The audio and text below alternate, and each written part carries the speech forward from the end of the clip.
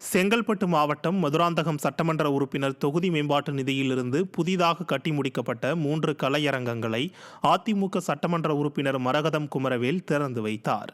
பொதுமக்களின் கோரிக்கையை ஏற்று வடக்கு புத்தூர், விண்ணம்பூண்டி, பொற்பனங்கரணை ஆகிய பகுதிகளில் சுமார் 21 லட்சம் ரூபாய் மதிப்பீட்டில் 3 கலையரங்கங்கள் புதிதாக கட்டி முடிக்கப்பட்டது. அவற்றை அதிமுக சட்டமன்ற உறுப்பினர் மரகதம் குமரவேல் ரிப்பன் வெட்டி திறந்து வைத்தார். தொடர்ந்து புரட்சித் தலைவர் எம்ஜிஆர், புரட்சித் தலைவி அம்மா திருவுருவ படங்களுக்கு மலர் தூவி மரியாதை செலுத்திய அவர் பொதுமக்களுக்கு இனிப்புகளை வழங்கினார். கடலூர் மாவட்டம் சிதம்பரத்தில் அண்ணாமலை பல்கலைக்கழக சங்கங்களின் கூட்டமைப்பு சார்பில் 15 அம்ச கோரிக்கைகளை வலியுறுத்தி 2வது நாளாக காத்திருப்பு போராட்டம் நடைபெற்றது. அண்ணாமலை பல்கலைக்கழக ஓய்வு பெற்ற ஆசிரியர் மற்றும் ஊழியர்களுக்கு அனைத்து பண பலன்களையும் உடனடியாக வழங்க வேண்டும் உள்ளிட்ட 15 அம்ச கோரிக்கைகளை வலியுறுத்தி விடியா ஸ்டாலின் அரசுக்கு எதிராக நடைபெற்ற இந்த போராட்டத்தில் 100க்கும் மேற்பட்டோர் பங்கேற்றனர்.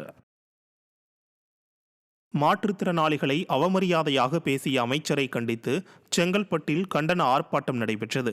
கடந்த 7ஆம் தேதி தூத்துக்குடியில் நிகழ்ச்சி ஒன்றில் மாற்றுத்திறனாளிகளை அவமதித்து அமைச்சர் துரைமுருகன் பேசியதற்கு தமிழகம் முழுவதும் அந்தந்த காவல் நிலையங்களில் அவர் மீது நடவடிக்கை எடுக்க கோரி புகார் அளிக்கப்பட்டு வருகிறது. இதனைத் தொடர்ந்து செங்கல்பட்டு காவல் நிலையத்தில் அமைச்சர் துரைமுருகன் மீது நடவடிக்கை எடுக்க கோரி மாற்றுத்திறனாளிகள் மாநில குழு சார்பில் புகார் அளிக்கப்பட்ட நிலையில் அமைச்சர் பதவியிலிருந்து துரைமுருகனை நீக்க வலியுறுத்தி நடைபெற்ற கண்டன ஆர்ப்பாட்டத்தில் அவர்கள் முழக்கங்களை எழுப்பினர்.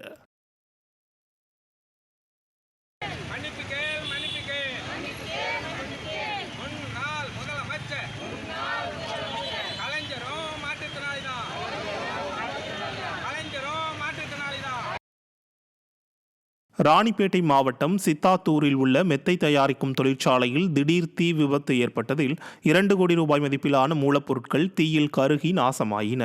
வியாழக்கிழமை மாலை நேரத்தில் எதிர்பாராத விதமாக ஏற்பட்ட இந்த தீ விபத்தில் அனைத்து பகுதிகளிலும் தீ பரவி விண்ணை முட்டும் அளவிற்கு கரும்புகை எழுந்தது. இதனால் அந்த பகுதியைச் சேர்ந்த பொதுமக்கள் மிகுந்த சிரமத்துக்கு ஆளாகினர். ராணிப்பேட்டை, சோளிங்கர் மற்றும் ஆற்காடு ஆகிய பகுதிகளைச் சேர்ந்த 30க்கும் மேற்பட்ட தீயணைப்பு வீரர்கள் தீயை அணைக்கும் பணியில் ஈடுபட்டனர்.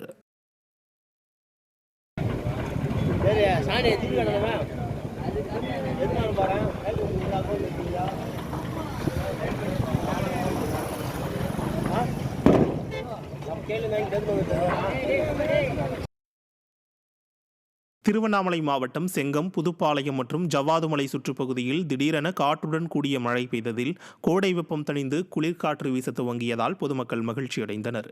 மேலும் கோடை காலத்தில் சாகுபடி செய்துள்ள பருத்தி, மணிலா மற்றும் நெற்பயிர்களுக்கு ஏற்ற மழை இது என்பதால் விவசாயிகளும் மகிழ்ச்சியடைந்தனர்.